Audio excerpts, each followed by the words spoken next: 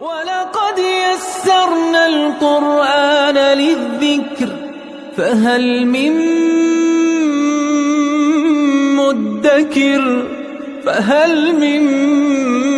مُّدَّكِرٍ اعوذ باللہ من الشیطان الرجیم بسم اللہ الرحمن الرحیم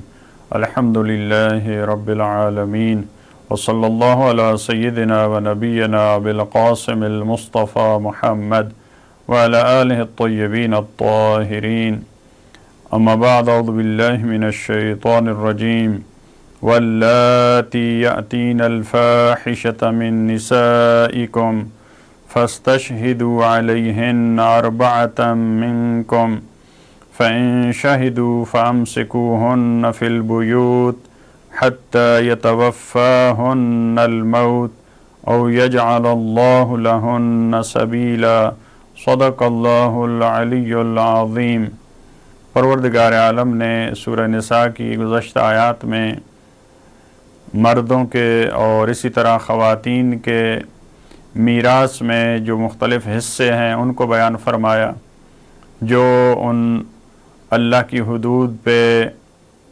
عمل کرتا ہے، جو ان کا خیال رکھتا ہے، جو ان کی پاسداری کرتا ہے، ان کے اجر کو اور جو ان کو کراس کرتا ہے اس کے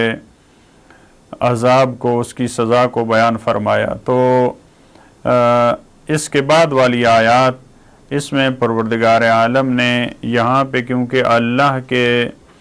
احکامات پہ عمل نہ کرنے کی بات ہوئی، خدا کی حدود کو کراس کرنے کی بات ہوئی، تو پروردگار عالم نے یہاں خواتین اور وہ مرد جو جنسی مسائل میں اللہ کی حدود کو کراس کرتے ہیں ان کے احکامات کو مختصر انداز میں بیان فرمایا۔ البتہ کیونکہ گزشتہ آیات میں مردوں کے ارث کے احکام، خواتین کے ارث کے احکام بیان ہو رہے ہیں، اسی وجہ سے پروردگار عالم نے ایک جو کمزوری ہے معاشرے کی، چاہے وہ مردوں کی طرف سے ہو چاہے وہ خواتین کی طرف سے ہو، اس کو پروردگار عالم نے یہاں پہ بیان فرمایا اور اس کی سزا کو بھی بیان فرمایا۔ واللاتی یأتین الفاحشۃ، فرمایا وہ خواتین جو جنسی عمل میں انحراف کا شکار ہوتی ہیں۔ فاحشہ کا لفظ معمولاً قرآن کریم میں زنا کے معنی میں استعمال ہوا ہے، اگرچہ دوسری آیات میں یا لغت میں اس عمل کے ساتھ خاص نہیں ہے، بلکہ ہر وہ کام جس کی بہت زیادہ برائی ہو، جس کی برائی کسی سے ڈھکی چھپی نہ ہو، اس کو فاحشہ کہا جاتا ہے۔ لیکن معمولاً قرآن کریم کی آیات میں یہ لفظ زنا کے لیے استعمال ہوا ہے، لہٰذا یہاں پہ فرمایا وہ خواتین جو زنا کا مرتکب ہوں، من نسائکم، تمہاری خواتین میں سے۔ من نسائکم جب قرآن کریم میں لفظ استعمال ہوتا ہے بہت سارے مقامات پہ نساء کا لفظ یہاں بیویوں کے لیے استعمال ہوتا ہے۔ عام ویسے لغت میں یہ نساء خواتین کے لیے لفظ استعمال ہوتا ہے، لیکن یہاں من نساء خصوصی طور پہ جب یہ اضافت کے ساتھ آتا ہے، من نسائکم بیویاں اور شادی شدہ خواتین، یعنی یہ حکم جو قرآن کریم بیان کر رہا ہے وہ شادی شدہ خواتین کا ہے کہ اگر شادی شدہ خواتین جنسی مسائل میں انحراف کا شکار ہوں اور اس گناہ کا مرتکب ہوں، فَاسْتَشْهِدُوا عَلَيْهِنَّ أَرْبَعَةً مِّنْكُمْ، تو آپ گواہ طلب کریں ان کے اس کام پر، ان کے خلاف انہوں نے جو یہ عمل، جس عمل کا وہ مرتکب ہوئی ہیں ان پہ آپ 4 گواہ طلب کریں۔ أَرْبَعَةً مِّنْكُمْ، 4 گواہوں، منکم تمہارے میں سے، یعنی تم مردوں میں سے۔ جب ایک خاتون ایک جنسی مسائل میں انحراف کا شکار ہوئی ہے، اس نے یہ گناہ کبیرہ انجام دیا ہے، وہاں پہ 4 گواہ جو ہے وہ طلب کیے جائیں۔ البتہ بعض دوسری آیات میں قرآن کریم نے جیسے سورہ نور یا بعض دوسری آیات میں وہاں پہ توضیح دی ہے، اس کو کھولا ہے اس مسئلے کو کہ 4 گواہ وہ کس طرح سے گواہی دیں، پھر ان کا گواہی میں آپس میں ان کا متفق ہونا، سب کا ایک بات کرنا، ایک دوسرے کے خلاف بات نہ کرنا۔ تو چاروں اگر متفق ہیں، ایک ہی طرح کی انہوں نے گواہی دی ہے،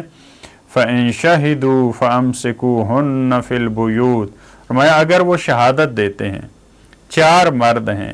جو ان کی شرائط ہیں اس کے ساتھ، اگر انہوں نے شہادت دیا ہے کہ اس خاتون نے یہ عمل انجام دیا ہے، فَأَمْسِكُوهُنَّ تو پھر آپ ان کو روکے رکھیں، فِي الْبُيُوتِ گھروں میں۔ اگر آپ کے لیے ثابت ہو جاتا ہے 4 گواہوں کی گواہی کے بعد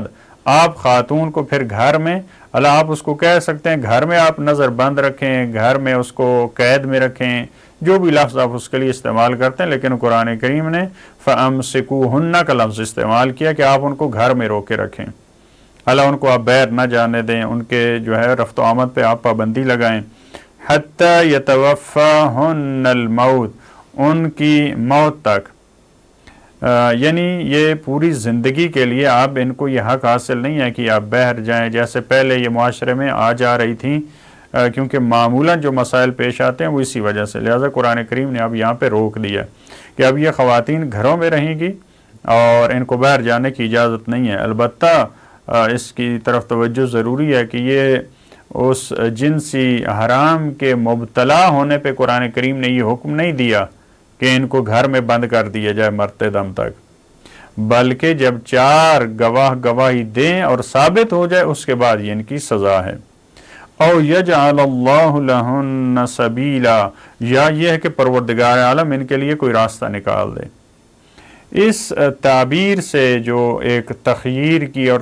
تردید کی صورت میں پروردگار عالم نے بیان فرمائی ہے کہ یا یہ کہ پروردگار ان کے لیے کوئی راستہ نکال دے، اس سے پتہ چلتا ہے کہ ایک عارضی حکم ہے کہ جب یہ ثابت ہو جائے 4 گواہوں کی روشنی میں تو آپ اس کو گھر میں قید رکھیں، اس کو مرتے دم تک۔ تو اس سے پتہ چلتا ہے تعبیر کہ پروردگار عالم ان کے لیے، یعنی یہ پہلے سے یہ عارضی حکم تھا۔ اللہ بعض نے کہا کہ یہ منسوخ ہو چکا ہے، لیکن محققین کی نگاہ میں وہاں پہ حکم جو ہے وہ منسوخ ہوتا ہے جہاں پہلے والا حکم وہ دائمی طور پہ ہمیں سمجھا رہا ہو ایک بات کو، لیکن ایک حکم میں پہلے سے اگر یہ تعبیر موجود ہو کہ یہ عارضی حکم ہے، یہ کچھ عرصے کے لیے ہے، تو وہاں پہ نسخ کا جو ہے وہ حکم ثابت نہیں ہوتا۔ اس کے بعد والی آیت میں بیان فرمایا وَالَّذَانِ يَأْتِيَانِهَا مِنْكُمْ فَآذُوهُمَا، اب اس کے بعد وہ 2 فرد جو تم میں سے اس فاحشہ کا مرتکب ہوئے ہیں، زنا کا مرتکب ہوئے ہیں۔ پہلی آیت میں خواتین کی، اور ہم نے عرض کیا کہ وہاں پہ قرینے سے پتہ چلتا ہے کہ شادی شدہ خواتین کی بات تھی، اور اس آیت میں وَالَّذَانِ يَأْتِيَانِهَا مِنْكُمْ یہ غیر شادی شدہ خواتین اور مردوں کی بات ہے، جو شادی شدہ نہیں ہے، جس کو قرآن کریم کی اصطلاح میں زنا غیر محسنہ کہا جاتا ہے۔ جب وہ شادی شدہ ہیں تو ان کو محسنہ کہا جاتا ہے، لیکن یہاں پہ شادی شدہ نہیں ہے۔ فَآذُوهُمَا تو آپ ان کو اذیت دیں، اذیت دیں آپ کہہ لیں، یا اس کو شکنجہ آپ دیں، یا اس کو تعزیانہ، اللہ اس کی تفصیل سورہ نور میں جب یہ سلسلہ پہنچے گا وہاں پہ موجود ہے کہ اگر یہ انسان مرتکب ہوتا ہے، وہ شادی شدہ ہے تو اس کی سزا کیا، اگر وہ شادی شدہ نہیں ہے ایک مرحلہ وہاں پہ جس کی تفصیل وہاں پہ آئے گی، لیکن یہاں پہ اجمالی طور پہ قرآن کریم نے بیان کیا، اس کو کھولا نہیں ہے، فرمایا آپ ان کو اذیت دیں۔ ان کو اذیت کس صورت میں ہے؟ زبان سے اذیت ہے، تعزیانے سے اذیت ہے، شکنجہ ہے، کیا ہے وہ وہاں پہ تفصیل موجود ہے۔ فَإِن تَابَا وَأَصْلَحَا فَأَعْرِضُوا عَنْهُمَا اگر وہ توبہ کرتے ہیں، وہ 2 افراد جو اس برائی کا مرتکب ہوئے ہیں، توبہ فقط لفظی کافی نہیں ہے، وَأَصْلَحَا اور وہ اپنی اصلاح کرتے ہیں، فَأَعْرِضُوا عَنْهُمَا تو آپ ان سے اعراض کریں۔ البتہ یہ جو کہا جاتا ہے کہ جو اس جنسی حرام کا مرتکب ہوئے ہیں آپ ان کی اگر وہ توبہ کرتے ہیں تو یہ معلوم ہونے سے پہلے ہیں، لیکن اگر جب ثابت ہو جائے، جب ان کی سزا معین ہو جائے تو اب یہ نہیں ہے کہ اب وہ اگر توبہ کرتے ہیں تو مثال کے طور پہ آپ ان کو تعزیانے نہ ماریں یا ان کو آپ معاف کر دیں، یہ اس سے پہلے والا مرحلہ ہے۔ اگر وہ توبہ کر لی ہے، کسی کو پتہ چلا ہے، لیکن گواہوں کی حد تک یا جو کورٹ کا مسئلہ ہوتا ہے، قاضی کا مسئلہ ہوتا ہے، وہاں تک ابھی معاملات نہیں پہنچے، وہ توبہ کر لیتے ہیں تو پھر ان سے آپ اعراض کریں، پھر ان سے صرف نظر کریں، چاہے وہ قید کی صورت میں ہے، چاہے وہ دوسرے معاملات جو گزشتہ مراحل میں بیان فرمائے۔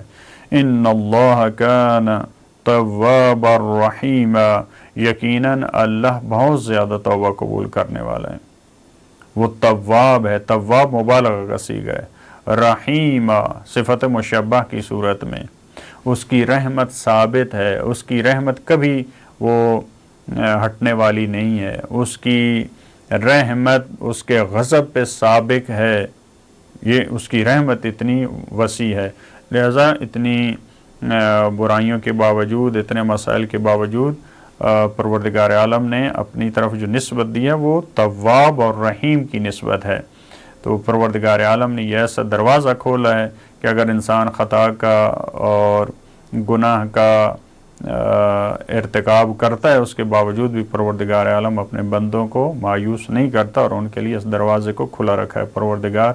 ہمیں توفیق دے ان برائیوں سے اپنے آپ کو بچا سکیں، اور اگر ہماری زندگی میں خطا آئے تو پروردگار ہمیں توبہ کی توفیق دے، اور وہ یقیناً توبہ کو قبول کرنے والا ہے۔ اللہم صلی علی محمد و آل محمد۔